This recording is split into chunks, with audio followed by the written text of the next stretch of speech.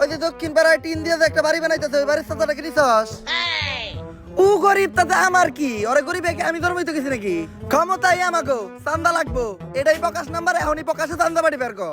প্রিয় অভিভাবক, আপনি যে সিলেট সাদা পাথর থেকে পাথর আনার দায়িত্ব দিয়েছিলেন, এই যে পাথর লয়ে আইছি। পাথর এত সুডু আর মাত্র একটাকে তোরে না টাক বেরে বেরে পাথর আনবার কইলাম। অভিভাবক, আপনার থেকে বড় বড় নেতারা তো সব আগেই লুইটে পুটে লয়ে গেছে, আমি যাই এই দুইটাই পাইছি, তাই এই দুইটাই লয়ে আইছি। দুইটা কইলি, ইনে তো পাথর মাত্র একটা, আর একটা কই? অভিভাবক, পাথর আমি দুইটাই নিয়ে আইতেছিলাম, কিন্তু আহার পথে একটা পাথর আরেক নেতারে চাঁদা দেওয়া লাগছে। যাই হোক, তুই চান্দা তোলা শিখাই গেছস। ভাবতাছি সামনে তোরে বড় একটা পদ দিয়ে দিমু। প্রিয় অভিভাবক, আপনি আমার কি পদ দিবেন? আপনার নিচেরই তো পদ নাই। এগুলো কইস না, এলাকার মানুষ শুনলে আবার চান্দা দিব না।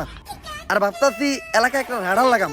ইদানিং এলাকার উপরে দিয়ে অনেক বিমান যায়, বিমান থেকে অটো চান্দা কালেক্ট হয়ে যাইব। আমার এলাকার মাটি হোক বা আকাশ, চলাচল করতে হইলে চান্দা দিতে হইব। হারামই আরাম।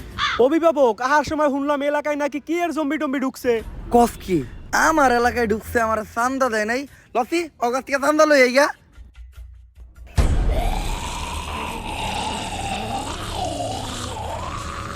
এই জম্বি আবার কি জিনিস?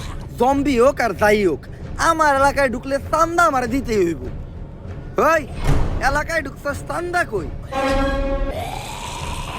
এই না ভাই, ভুলে গেছে ভাই, আমি তো ভাবছিলাম সাধারণ জনগণ।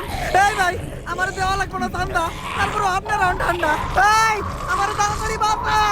প্রিয় অভিভাবক, আপনি চিন্তা করেন না, আমি আপনার নামে চাঁদা তুইলা আপনার নাম স্মরণীয় করে রাখবো। ওই পারে ভালো থাকেন। জীবন বর্তমান আমি চান্দা, আজকাল জম্বি আমার করে দিল ঠান্ডা।